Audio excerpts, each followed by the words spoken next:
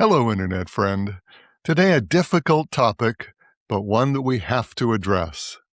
I'm David Ravel, and today, why there is no silver bullet and economic conditions may worsen. This morning, I had quite a shock when I opened my trash bill. Now, for nearly 20 years, I've hauled my trash bin down to the curb where the trash truck picks it up, and for all those 20 years, the bill has remained pretty close to the same. Oh, there have been some slight increases here and there, but nothing like I saw today. Today, a 20% increase, a surcharge for fuel, drove the bill to the highest level I've ever seen. It's not something that should have surprised me. We all know the reason. It's that conflict with Iran. By closing the Strait of Hormuz, Iran drove the petroleum prices worldwide.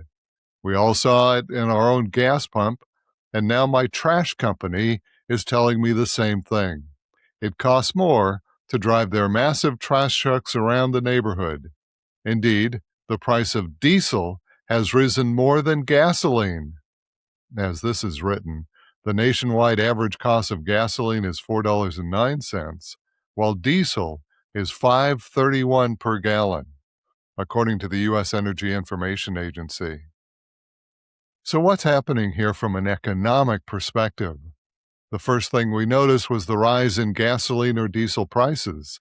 This is what economists call a primary derivative factor. Gas prices rose because Iran shut down 20% of the world's supply.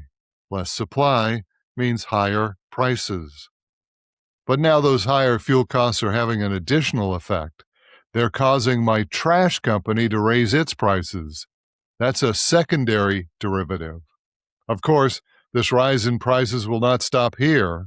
My local hamburger joint, where I sometimes go to lunch, not too often, I promise, will also have to pay higher trash costs.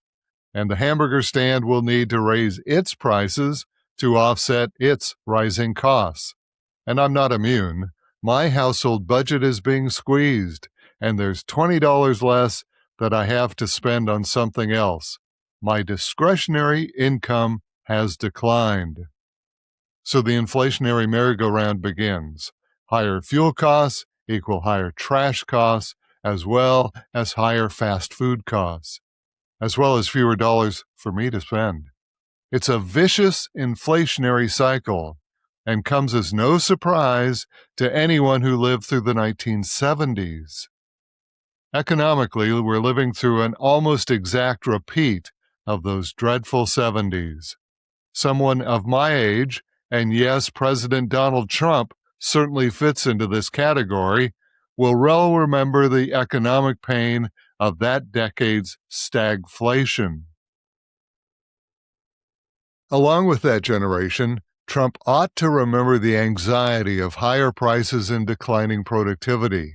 He should recall the rationing and long lines at the gas pump that OPEC's oil shock produced. Shutting the Strait of Hormuz is just like the oil embargo by OPEC that sent the economy into a tailspin which took years to recover.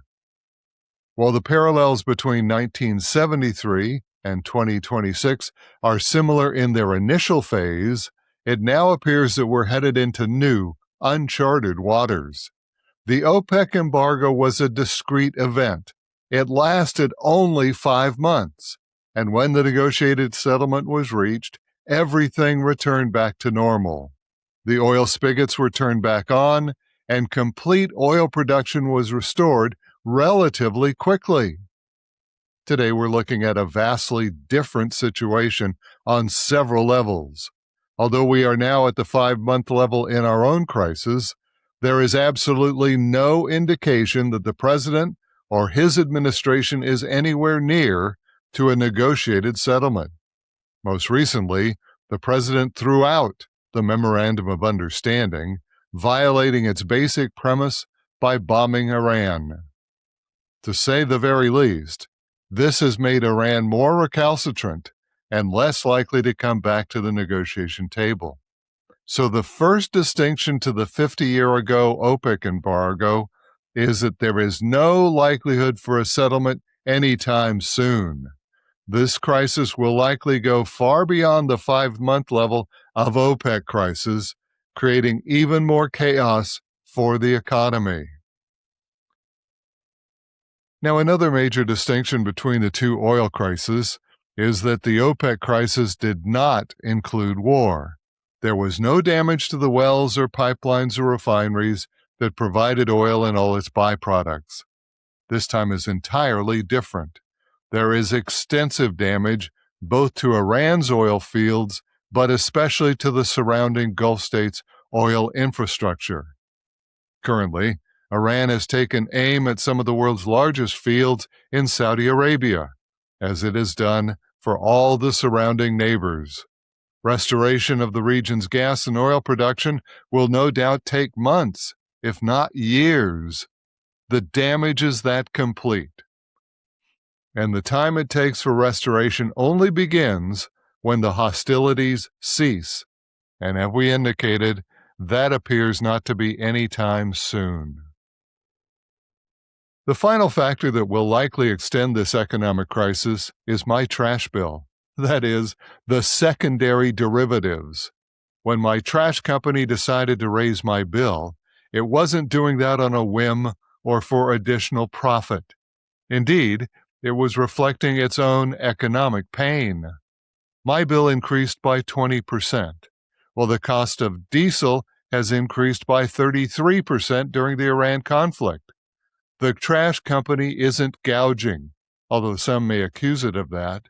It's not even reflecting its increasing costs. And this ever-increasing cost structure will continue through the third level of derivative costs, and then the fourth, and then the fifth, and on and on. Remember, my local hamburger stand, that was the third level. This inflationary cycle, once begun, often takes years to defeat. And the inflation cycle begun during the OPEC oil embargo, and remember, increasingly it's looking like a lesser battle than the one we're currently in, took 8 long years before it was finally defeated. Under Paul Volcker, the Federal Reserve utilized a unique strategy of raising interest rates to astronomical heights. And as unbelievable as it sounds, the Federal Reserve raised its shortest maturity interest rates, the Fed funds rate, to 19.1%, essentially killing the economy. No one wanted to borrow. Much of commerce just plain stopped. New car sales plunged, as did home sales, retail sales, and virtually everything across the board. In economic terms, this was demand destruction at its highest level. In the end, it worked, but at a tremendous cost. It was the Federal Reserve's version of a nuclear bomb on the economy. Unfortunately, it was just the type of radical action that was required to stop this runaway inflation cycle of the 70s, an inflation cycle that closely resembles the one we are now entering. Now, the longer the Iran war lasts, the greater will be its derivative consequences. In the end, it all comes down to the president. In his hands, he controls not just the outcome of a brutal and bloody war, but the future of his own nation's prosperity. And that's ValueSign for today. For all of our articles and podcasts, visit valuesign.com. I'm David Ravel. ValueSign is independently written and researched. The views expressed are strictly my own.